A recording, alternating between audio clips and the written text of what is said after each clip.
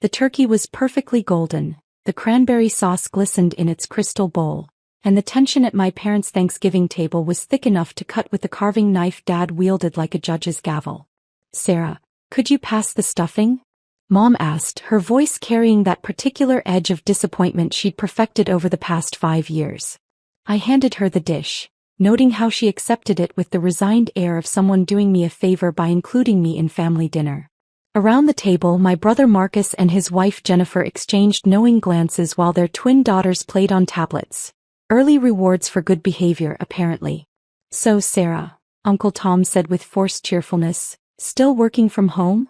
"I work from several locations," I replied, spooning sweet potatoes onto my plate. "But yes, often from home." Dad made a sound somewhere between a snort and a sigh. "Working? That's generous." "Dan, please," Mom said but without conviction. "What?" Dad set down the carving knife with more force than necessary. "I'm just saying what everyone's thinking. 5 years ago, Sarah quit a perfectly good job at Morrison & Associates to start some website. 5 years later, she's still at home in her pajamas doing God knows what on a computer." "I don't wear pajamas to work," I said mildly. "That's what you focus on." Marcus leaned back in his chair, his real estate broker confidence filling the space. "Dad's got a point, Sarah. You're 34 years old. Most people have established careers by now. Hell, I made partner at my firm 2 years ago." "We know, Marcus," I said. "You mention it frequently." Jennifer jumped in, her voice syrupy with concern. "We just worry about your future, Sarah. What about retirement? Healthcare? What happens when Mom and Dad aren't around to support you?" "I pay for my own health care," I said quietly. "And I'm not living off Mom and Dad." "But you're not exactly thriving either," Mom said, reaching for her wine glass. "Mrs. Henderson asked me last week what you were doing these days. I had to tell her you were between opportunities." I was mortified. "I'm not between opportunities. I have a company." "A company," Dad repeated, loading the word with skepticism. "With employees? An office? Revenue? Or is it just you in your apartment doing your little online thing?" The phrase hung in the air, little online thing. The dismissive label they'd assigned to my work years ago when explanation became pointless. "We're just concerned," Aunt Marie said gently.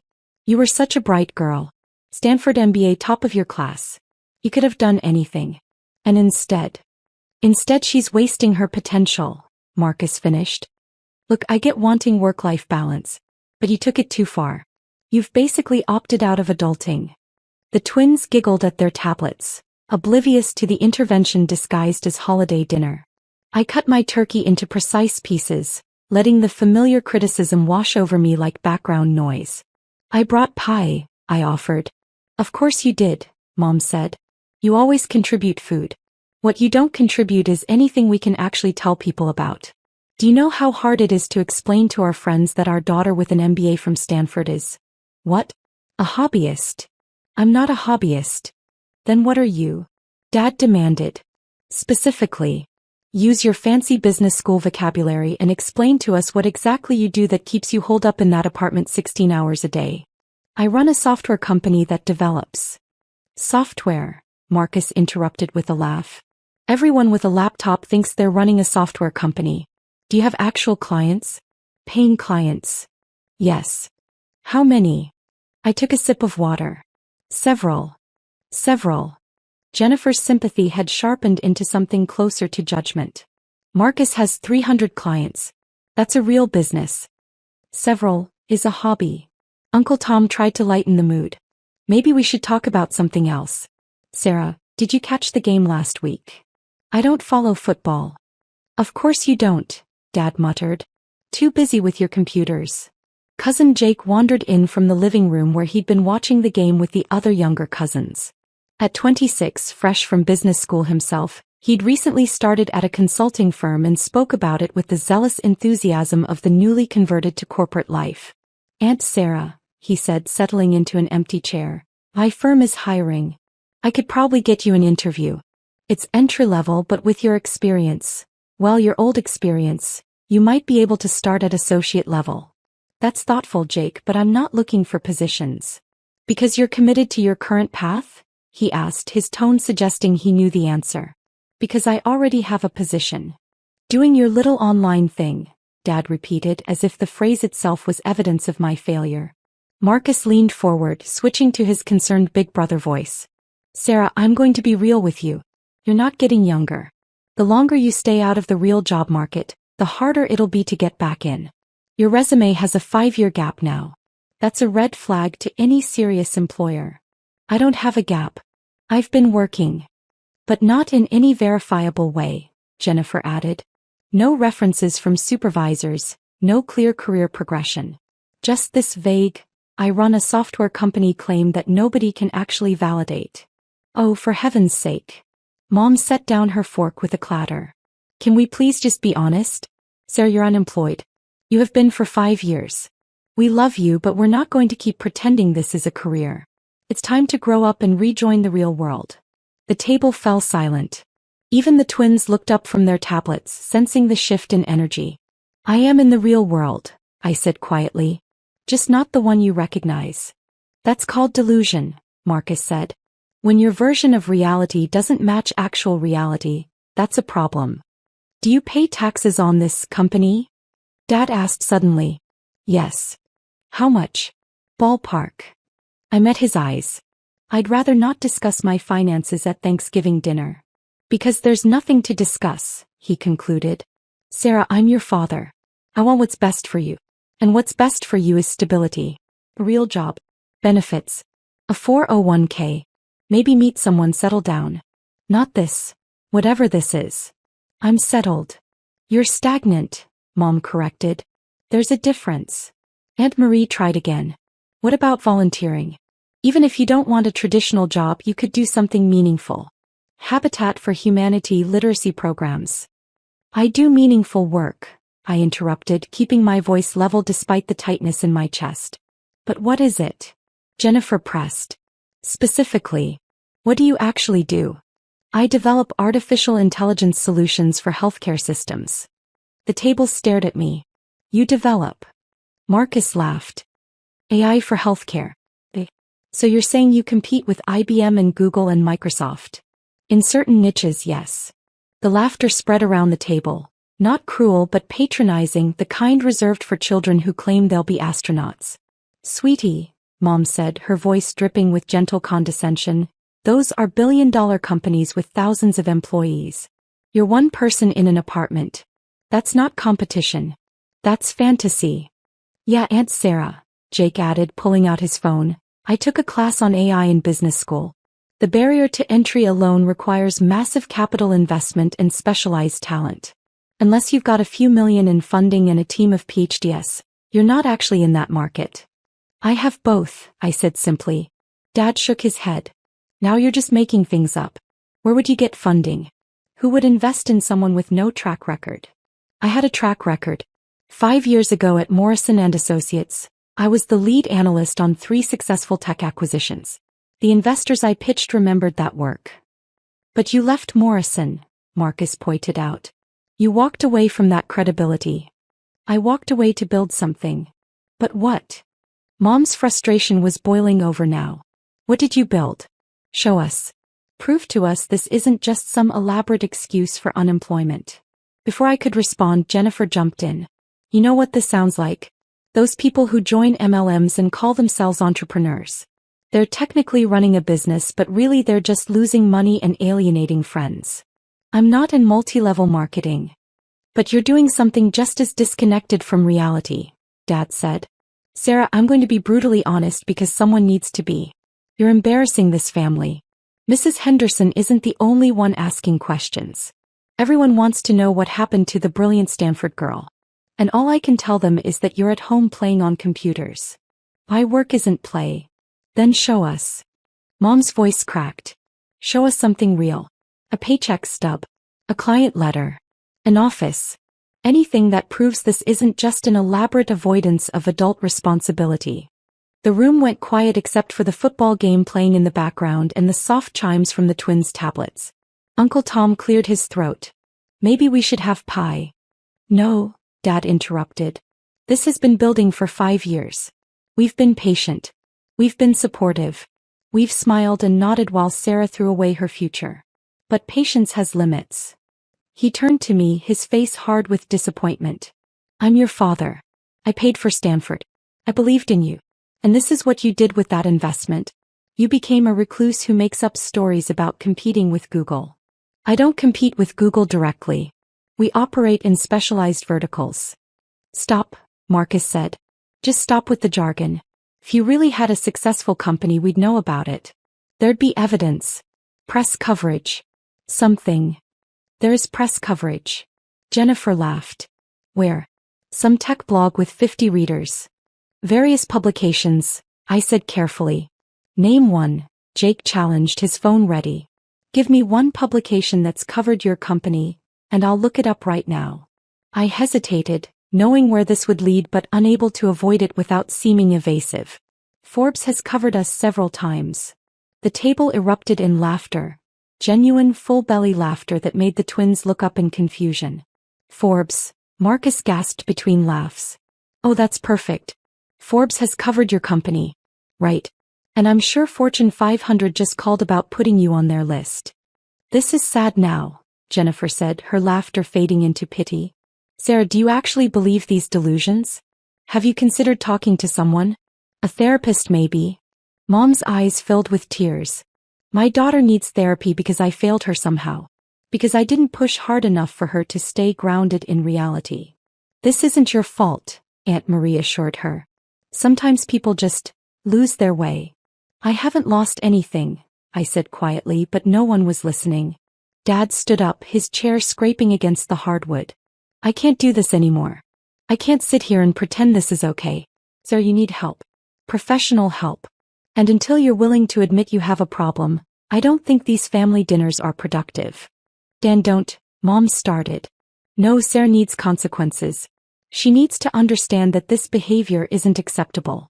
We've enabled her for too long. Jake had been scrolling through his phone during the exchange. Suddenly his face went pale. He looked up at me, then down at his phone, then back at me, his expression transforming from confusion to shock. He said, his voice strange. Aunt Sarah, is your last name still Henderson from your marriage, or did you go back to Morrison? I kept Henderson, I replied. Why? And your company, it's called MedAI Solutions? The table went quiet at his tone. Yes, I confirmed. Jake's hands were shaking slightly as he held up his phone. And, this is you? He turned the screen toward the table. There, in high resolution, was my face on the cover of Forbes magazine. Not a small feature buried in the business section. The cover. The actual cover. The headline read, Sarah Henderson, the 34-year-old CEO who revolutionized healthcare AI. Below that, in smaller text, how one woman's algorithm is saving 10,000 lives per day. And at the top, in the magazine's signature red banner, CEO of the Year. Nobody moved. Nobody breathed. Jake scrolled down with a shaking finger, reading aloud from the article. Sarah Henderson, founder and CEO of MedAI Solutions, has achieved what industry giants like IBM and Google have been attempting for over a decade. A truly effective AI diagnostic system that works across socioeconomic barriers and healthcare systems. His voice cracked slightly. Her company, founded 5 years ago with $22 million in venture capital. $22 million? Marcus interrupted weakly. Jake continued reading, his voice gaining strength from shock. Has grown to a valuation of $3.8 billion as of Q3 this year. With over 400 employees across 3 continents, MedAI Solutions has become the fastest-growing healthcare technology company in the world. He scrolled further. Henderson's diagnostic algorithm, which she developed during her time at Morrison & Associates but refined after founding MedAI, has been implemented in over 2,000 hospitals worldwide. The system catches early-stage diseases that human doctors miss, reducing misdiagnosis rates by 47% and catching critical conditions an average of 6 months earlier than traditional methods. The only sound was Jake's voice and the distant football game. The impact has been particularly significant in underserved communities, he read. Henderson insisted on a pricing model that makes the technology available to rural and low-income healthcare facilities at minimal cost, subsidized by premium rates for major hospital systems. This approach has brought cutting-edge diagnostic capability to regions that previously had limited access to specialist care. He looked up, his eyes wide. There's more. A lot more. About the funding rounds, the technology, the partnerships with the World Health Organization. Let me see that, Dad said roughly, grabbing for Jake's phone. Jake pulled up more results, his voice almost frantic now. She's not just on Forbes. She's everywhere. Wall Street Journal called her the most significant healthcare innovator of the decade. Time magazine interviewed her. The New York Times did a profile. She was on CNBC's Disruptors list. She keynoted the Global Health Summit. Mom snatched her own phone with trembling hands. Within seconds, her face had gone white. There's a video, she whispered. From TED. It has 12 million views. She pressed play. My voice filled the room, professional and clear, explaining in layman's terms how the diagnostic algorithm worked. The camera showed me on the famous red circle stage, completely at ease, gesturing to slides that illustrated patient outcomes. Our goal isn't to replace doctors, VideoMe was saying. It's to give them a tool that catches what human attention might miss. A second set of eyes that never gets tired, never has a bad day, never brings unconscious bias to diagnosis. The video continued. We've caught over 3,000 early-stage cancers that would have been missed for months. We've identified heart conditions, rare diseases, neurological issues. All because our system looks at data patterns that human brains aren't wired to see. The TED audience applauded. VideoMe smiled slightly, uncomfortably, clearly not enjoying the attention but enduring it for the message. The technology is only as good as its accessibility, VideoMe continued. That's why 60% of our implementations are in areas that previously had limited diagnostic resources. Because the kid in rural Arkansas deserves the same chance to catch leukemia early as the executive in Manhattan. The applause grew thunderous. The video ended. The Thanksgiving table remained silent. Jennifer broke first, her voice barely audible. You've saved. The article says 10,000 lives per day? That's the estimated impact across all implementations, I said quietly. It's extrapolated from diagnosis data and outcome projections. The actual number is hard to verify precisely, but statistically. 10,000 lives, Mom interrupted, her phone still showing my TED Talk. Per day. Uncle Tom had found another article. Forbes estimates her personal net worth at $1.2 billion. Billion. With a B. She's on the Bloomberg Billionaires Index, Jake added, scrolling frantically. Number 847 worldwide, but the youngest self-made female billionaire in healthcare technology. Marcus looked like he'd been punched. The article says you turned down acquisition offers from Google and Microsoft that would have made you the largest tech exit of the decade. The offers would have changed our mission structure, I explained. The accessibility model only works if we maintain independence from shareholders who prioritize profit over reach. You turned down. Marcus couldn't finish the sentence. Dad was reading now, his face cycling through emotions too quickly to track. You have 400 employees. 417 as of last week, I corrected. We just opened the Singapore office. You have offices. Mom's voice was hollow. Multiple offices. On continents. 3 continents currently. We're considering South America next year if the regulatory frameworks align. Aunt Marie had been silent, but now she spoke, her voice shaking. Sarah, I told you to volunteer. I suggested Habitat for Humanity. I remember.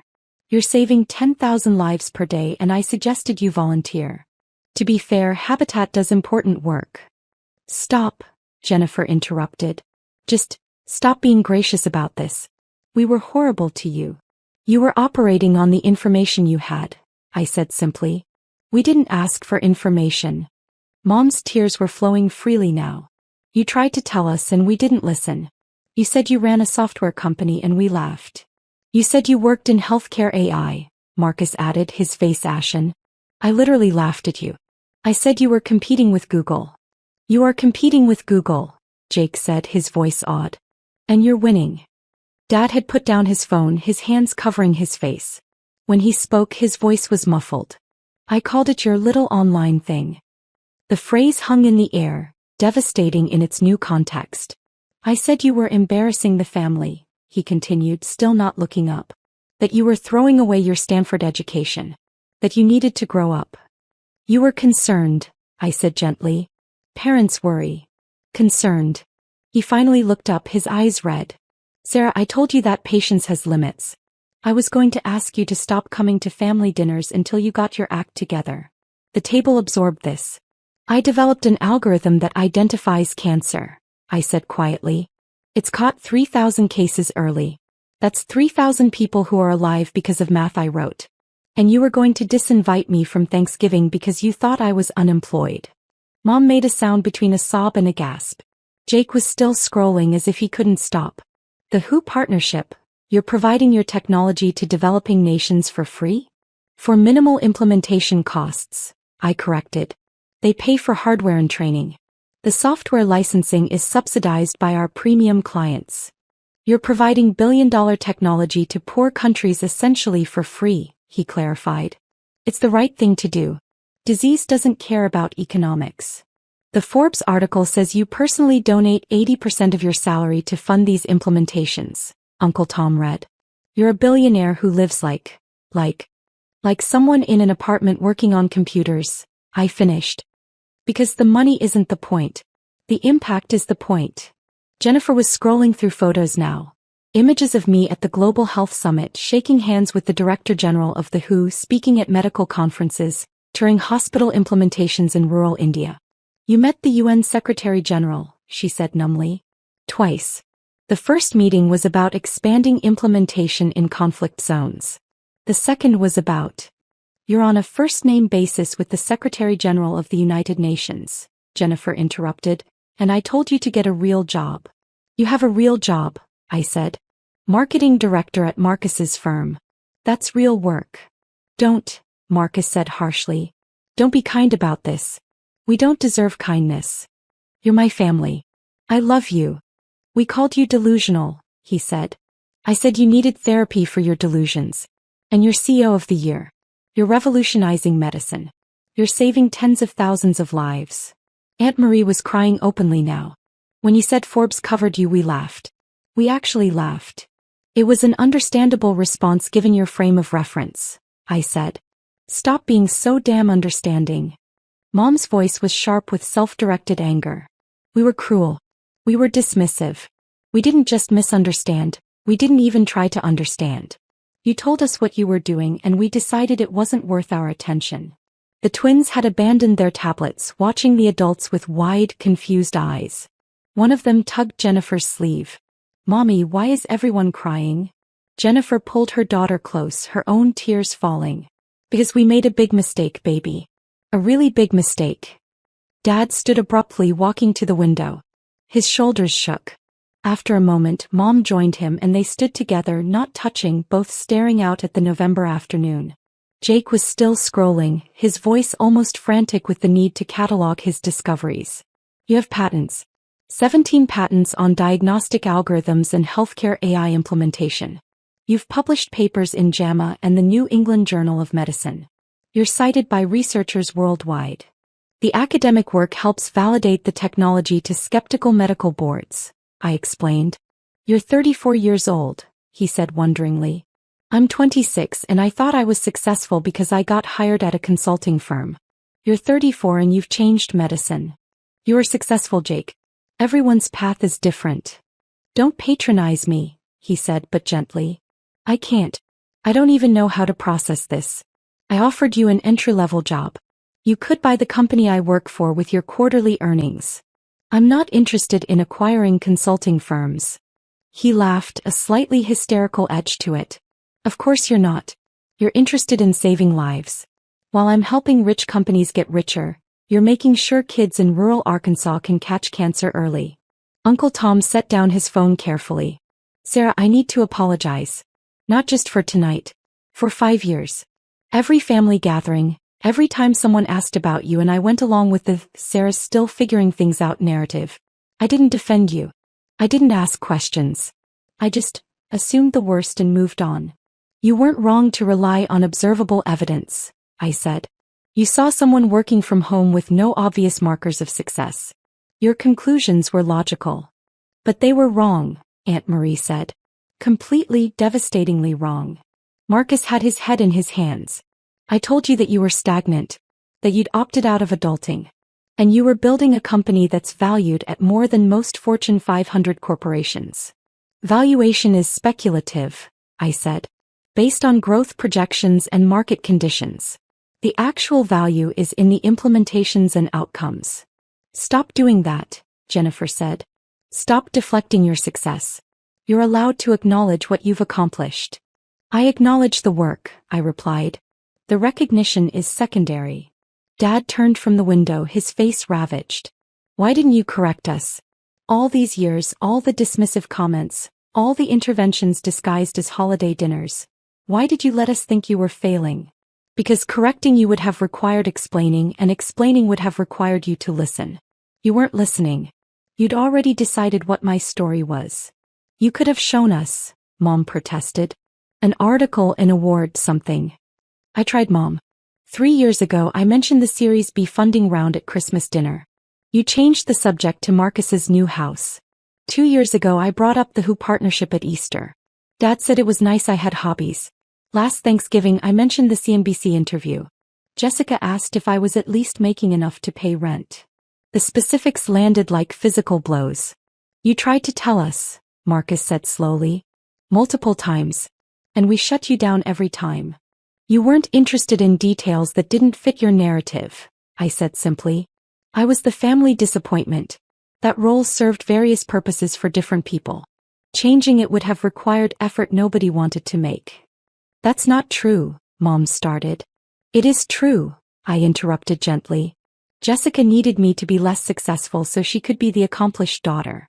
Marcus needed me to be the cautionary tale to justify his choices. Dad needed me to be the failure to validate his beliefs about proper careers. Mom needed me to be the problem to focus on instead of her own dissatisfactions. The silence was absolute. That's not fair, Dad said weakly. It's completely fair. I'm not angry about it. I'm just stating what was obvious to anyone paying attention. My role in this family was to be the person who screwed up. When I wouldn't cooperate by actually screwing up, you decided to believe I had anyway. Jennifer was reading another article, her voice shaking. There's a profile in Fortune from 6 months ago. They interviewed your employees. Every single person said you're the best leader they've ever worked for. One woman said you personally paid for her mother's cancer treatment when insurance denied the claim. That's not relevant to the discussion, I said. It's completely relevant. Jennifer's voice rose. We thought you were a selfish recluse who'd opted out of society. You're the opposite. You're so focused on helping others that you don't even acknowledge your own accomplishments. Jake had found video of a panel discussion. This is from the World Economic Forum. The one Dad said was for people who talk about solving problems instead of solving them. I didn't attend that one, I said quickly. They invited me to speak, but I had implementation deadlines. You turned down Davos, Jake said flatly. You were invited to speak at the World Economic Forum, and you said no because you had work to do. It was the right priority decision. You're insane, Marcus said, but with or rather than criticism. You're absolutely insane. Do you know what I would give to speak at Davos? What anyone would give for that platform. I know what I'd have to give up, I replied. 3 days of implementation work. 3 days when we could be installing systems that catch diseases. The platform wasn't worth the cost. Mom sank into her chair, her phone displaying my Forbes cover. You're the youngest self-made female billionaire in healthcare. And you live in a 2-bedroom apartment. It's a nice apartment. Good light for working. Sarah, she said, her voice breaking, you could buy anything. Go anywhere. Do anything. And you choose to work 16-hour days from an apartment. Because the work matters more than the lifestyle. But don't you want? She gestured helplessly. Something, recognition, comfort, a life. I have a life. It just doesn't look like what you expected. Dad returned to the table, moving like an old man. I told you to get a real job. You have the most real job at this table. You're the only one doing anything that actually matters. Real estate matters, I said. Marketing matters. Consulting matters. Different work serves different purposes. Stop being generous, Marcus said roughly. We don't deserve your generosity. We deserve your anger. Your contempt. Something. I'm not angry. I'm just tired of explaining myself to people who've already decided not to listen. Uncle Tom spoke quietly. Are you going to keep coming to family dinners? I considered the question. Around the table my family waited, their faces showing various stages of shock, shame, and something that might have been hope. I don't know, I said honestly. These gatherings haven't been enjoyable for me. They've been endurance tests where I'm repeatedly told I'm failing at life while I'm actually saving lives. I'm not sure that's a dynamic worth maintaining. We'll change, Mom said quickly. We'll listen. We'll ask questions. You'll be awkward and overly interested and treat me like a stranger, I finished. Because that's what happens when you discover someone isn't who you thought they were. The relationship has to rebuild from scratch. Then we'll rebuild it, Dad said. If you'll let us. I looked at him, at all of them, seeing the genuine remorse and confusion. They meant well. They always had. Their cruelty hadn't been intentional. It had been the inevitable result of judging without understanding. Maybe, I said finally. But it has to be different. I won't come to dinners where I'm treated like a project or a problem. I won't explain myself over and over to people who've decided I'm a failure regardless of evidence. If we rebuild, it has to be as equals who respect each other's choices even when we don't understand them. Yes, Mom said immediately. Whatever you need. I don't need anything from you, I said gently. That's what I'm trying to explain. I don't need your approval or understanding or support. I have a life that works for me. I have work that matters. The question is whether you can accept that without trying to fix or change or mold me into something more comfortable for you. The room fell silent again, each person absorbed in their own reckoning. Jake spoke suddenly. The article says you're planning to open source parts of the diagnostic algorithm. That competing companies could use your work to develop their own systems. Next quarter, I confirmed. The basic diagnostic framework will be available under a Creative Commons license. Anyone can use it, improve it, build on it. You're giving away your competitive advantage, he said, stunned. I'm expanding the impact. If 10 companies use our framework to build diagnostic tools, that's 10 times more lives saved. Competition isn't the goal. Health outcomes are the goal. You really don't care about the money, Jennifer said wonderingly. The articles made it sound like PR spin, but you genuinely don't care about being a billionaire. I care about having resources to fund implementations. The personal wealth is incidental. Marcus laughed, a broken sound. Incidental. She calls being a billionaire incidental. It is, I insisted. If all the money disappeared tomorrow but the diagnostic systems kept running, I'd consider that a complete success. The wealth is a tool, not a goal. Dad was crying now, silent tears running down his face. I failed you. No, you didn't. You raised a daughter who got a Stanford MBA and used it to build something meaningful. That's not failure. I didn't support that building. I actively discouraged it. You didn't understand it. That's different from failure. Stop being so kind, he said roughly. I don't deserve your kindness. None of us do. Kindness isn't about deserving, I said. It's about choosing how to relate to people even when they've hurt you. The doorbell rang. Late arrivals for dessert, relatives who'd spent the day with other family branches. Uncle Chin, Grandma Morrison, Aunt Beatrice and her husband, 3 cousins I barely knew. They entered with the boisterous energy of people who hadn't participated in the earlier intervention, greeting everyone warmly, complimenting the decorations, commenting on the game. Grandma Morrison hugged me tight. Sarah, I saw you on the news last week. That CNBC interview about healthcare accessibility, magnificent work, darling. The room froze. You knew? Mom asked faintly. Of course I knew. Grandma looked around, confused by the strange energy. I've been following Sarah's company since she started it. Why do you think I invested in the Series A round? Another bomb dropping. You invested? Dad said. $2 million, Grandma said proudly. Best investment I ever made. Not because of the returns, though those have been excellent, but because I knew Sarah would do something important with it. She smiled at me. You've exceeded every expectation, darling. I tell everyone about my granddaughter who's revolutionizing medicine. Everyone. Mom repeated weakly. Everyone who'll listen. I'm quite insufferable about it at my bridge club. Grandma settled into her chair, oblivious to the tension. I assume you've all seen the Forbes cover? CEO of the Year at 34. Her grandfather would have been so proud. Uncle Chen, who'd been surveying the room with his usual sharp perception, spoke quietly. They didn't know, did they? Grandma's smile faded. Didn't know what? About any of it. Sarah's company. Her work. The Forbes cover. He looked at my parents. You thought she was unemployed. It wasn't a question. Oh, Grandma said, the single syllable heavy with disappointment. Oh, you didn't. You couldn't have been that foolish. We were, Dad said simply. We were exactly that foolish. Grandma looked at me, her expression softening with understanding. And you let us remain ignorant. They weren't interested in details, I said. So you worked in silence. Saved thousands of lives in silence. Built a company worth billions in silence. She shook her head.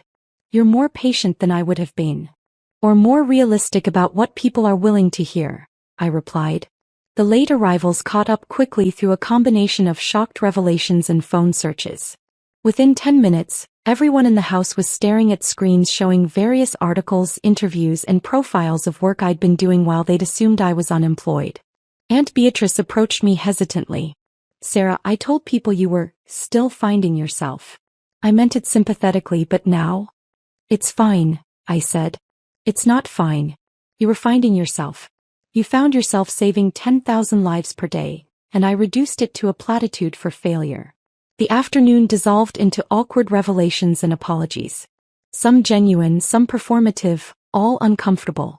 My family, both those who'd been there for dinner and those who arrived later, grappled with the disconnect between their assumptions and reality. As the gathering wound down and people prepared to leave, Mom found me in the kitchen where I was wrapping up leftover pie. Will you come to Christmas? She asked quietly. I don't know. I have implementation deadlines in Kenya and Bangladesh. The timing might not work. Sarah, please. Her voice cracked. I know we don't deserve another chance, but I'm asking for one anyway. Let us try to know the real you. I looked at her. This woman who'd raised me, supported me through Stanford, and then couldn't understand when I chose a path she didn't recognize. The real me, I said slowly, has been here all along. I never hid. I just stopped explaining when explanation became exhausting. If you want to know me, you can read the articles, watch the interviews, look at the work. It's all public. It always has been. But I want to hear it from you. You had 5 years to ask. The truth of that statement settled between us, undeniable and heavy. I know, she whispered. I know we wasted 5 years. But please don't let our foolishness waste more time. I want to know my daughter. The real daughter, not the version I constructed because I couldn't handle complexity. I sealed the pie container, considering. Maybe, I said finally. But you need to understand that my work comes first. Always. If there's a choice between Christmas dinner and installing a diagnostic system that might catch a child's cancer 3 months earlier, I'm choosing the installation. I understand. Do you? I met her eyes. Because understanding that means accepting that I might miss holidays, birthdays, family events. It means accepting that I'm not going to prioritize family dinners over work that saves lives. Most people say they understand that, but they don't. They still expect me to choose them when it matters. Mom was quiet for a long moment. I want to say I understand. But honestly, I don't know if I do. I don't know if I can really grasp what you've built and what it requires. But I want to try. I want to learn. Even if I keep getting it wrong. That's more honest than most people manage, I acknowledged. She helped me load containers into my bag and we worked in silence for a few minutes before she spoke again. For what it's worth, I'm proud of you. I should have been saying that for 5 years, but I was too busy being confused and disappointed by things that didn't matter. So I'm saying it now. I'm proud of you, Sarah. You're doing something extraordinary. Thank you, I said simply. As I left, saying abbreviated goodbyes to relatives who now looked at me like I was a stranger, I felt oddly lighter. The secret was out, not because I'd revealed it but because circumstances had forced revelation. They knew now. They couldn't unknow it. Whether that knowledge would improve our relationship or make it more complicated remained to be seen. But at least I wouldn't have to sit through another dinner listening to career advice from people who thought I was unemployed. That, at least, was something. I drove home through quiet streets, my phone buzzing with messages from relatives. Some apologetic, some congratulatory, some still processing. I'd answer them eventually with the same patience I'd shown at dinner. But for now I had work. Always work. The Kenya implementation needed final testing. The Bangladesh training protocols required review. The open-source framework needed documentation before next quarter's release. Somewhere in the world, a diagnostic system I'd designed was analyzing patient data, searching for the subtle patterns that indicated disease. It would work through the night, tireless and precise, catching conditions that human eyes might miss. 10,000 lives per day, the article said. 10,000 people who would get diagnoses earlier, treatment sooner, better outcomes. That was worth missing Thanksgiving dinner. It was worth 5 years of family misunderstanding. It was worth the Forbes cover and the awkward revelations and all the complicated relationship repairs that would come next. The work was worth it. It always had been.